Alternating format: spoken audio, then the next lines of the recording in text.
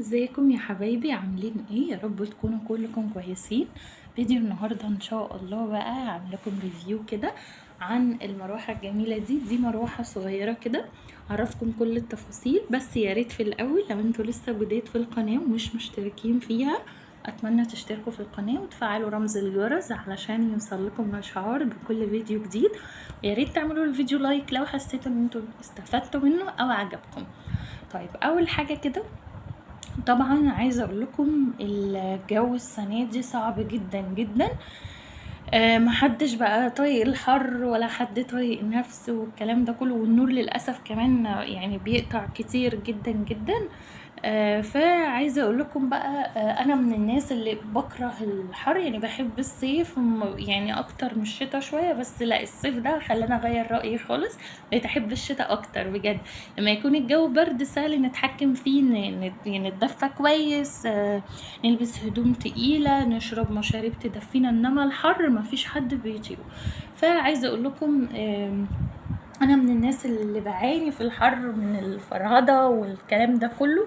ولا وكمان بقى مع قطع النور وكده، وغير كده في المواصلات كمان المترو بيبقى الجو فيه صعب جدا وزحمه. وللاسف يعني الواحد لازم يركب المترو المكيف، يا اما يركب المتروهات العاديه خالص ما بيكونش للاسف فيها اي نوع من المراوح ولا التهويه ولا اي حاجه. المهم فعايزه اقول لكم المروحه الحلوه دي بجد الحل السحري لكل المشاكل دي. هقول لكم تنفعكم في ايه، وانا شخصيا بستخدمها في ايه، وهقول لكم كل التفاصيل عنها. اول حاجه، ثانيه واحده. اول حاجه هي بتيجي في علبه فاكيوم كده، هحاول احط لكم صورتها على الفيديو لاني حاليا مش لاقياها. بيكون معاها وصلة شاحن صغيرة كده USB، هوريها لكم برضو أثناء الفيديو. بتوصلي الوصلة دي في أي قطعة شاحن، يعني أي راس شاحن، أي نوع، يعني المهم يكون نفس نوع الوصلة اللي انتي بتشحني بيها المروحة نفسها. تمام. هي بتتشحن، بصوا بتتشحن من الجزء ده كده اهو. ده الجزء اللي فيه الشاحن. بيكون فيها 3 سرعات. طبعا هجربها معاكم وهوريكم كل حاجة، بس الاول بعتذر لكم لو معلش الريش بس يعني متوسخة جامد. هي انا بقالي شهر، يعني يعتبر جايباها بقالي شهر، بس بستخدمها كتير يعتبر كل يوم. تمام، يعتبر بستعملها كل يوم.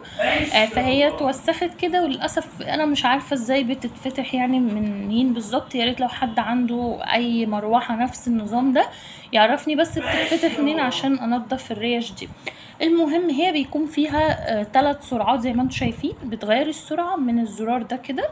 هوريكم مستوى السرعه الاولى، واحاول برضو اجيب لكم ورقه بحيث تشوفوا قوه المروحه. هي بجد حلوه جدا وعمليه قوي، وهوريكم كل حاجه زي ما قلت لكم، بس خليكم معايا. هجيب لكم ورقه بس نجرب مع بعض سرعه المروحه، اوريها لكم وهجي لكم تاني، استنوا. زي ما انتم شايفين بقى انا جبت لكم ورقه اهو، هوريكم سرعه المروحه. امسكي كده يا يارا دي قدام المروحه كده عشان نوريهم. لا بصي هاتيها هنا كده شويه بس. بصوا بقى، طبعا انا مشغله مروحه الاوضه اللي انا فيها اللي هي السقف، بس عادي يعني متهيألي مش هتأثر قوي على هوا المروحه اللي قصادنا. بصوا بقى اول سرعه معايا اهي، شايفين اهو؟ بصوا يا دوبك جايبه هوا معقول شويه، بس طبعا قليل. السرعه التانية بقى يا يارا، قربي دي شويه. بصوا كده انا عليت السرعه. لاحظوا كده معايا الورقه بتطير ازاي. ثبتي كده يا يارا عشان يشوفوا. اخر سرعه بقى دي العاليه جدا. بصوا لو تلاحظوا الورقه بتطير خالص. تمام. في لحظة تقع مني. طبعا زي ما شفتوا معايا دي كده كانت اقوى سرعه، فبجد حلوه جدا. السرعه الضعيفه ديت انا الصراحه ما بشغلهاش كتير.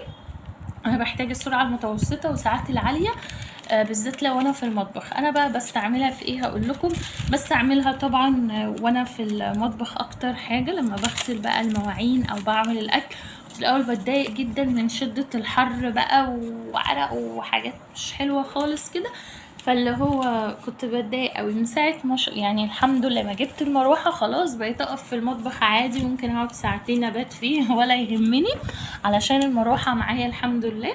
بثبتها كده في اي مكان فاضي على الرخامه او فوق الكل من الميه، واغسل المواعين فبتبقى قريبة من المواعين فما بتحرش خالص. كمان بستعملها زي ما بقولكم كده على رخامة المطبخ او على الكولمن وانا بغسل المواعين او بعمل الاكل. كمان لما النور بيقطع ممكن ان انا يعني ابقى قاعده عادي كده وماسكاها كده اهو توجه الهوا في وشي. فبجد حلوة قوي. واكتر حاجة برضو مميزة فيها ان انت في المواصلات زي ما قلت لكم في زحمة المترو في الميكروباص في الاتوبيس في اي حاجة اي مواصلة المسافة طويلة والجو حر ومفيش تهوية كويسة ولا مراوح تقدري تستعمليها معاكي عادي جدا. هي على فكرة بس في ملحوظة هي صوتها كان اهدى من كده بصراحة بس هي وقعت مني مرتين بدون قصد فانا من ساعتها حاسة صوتها بقى فيه يعني سنة زن بسيطة بس بالنسبة لي مقبولة يعني انا مستحملها لان عندي استحمل صوتها ولا استحمل الحر من الاخر يعني. فانا هسمعكم صوتها تاني وحاولوا تلاحظوا معايا عشان برضو تقيموها بنفسكم لو حبيتوا تشتروا بنفس النوعية دي. بس طبعا في منها انواع كتيرة جدا. بصوا كده اهو اول صوت انا مش هتكلم عشان تسمعوا كويس.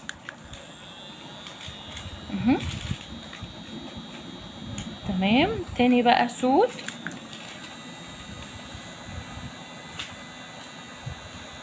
تالت سرعة قصدي اهي دي اخر سرعة اللي هي اعلى حاجة زي ما انتم شايفين طبعا ما شاء الله واضح مثالي ان هي قوية.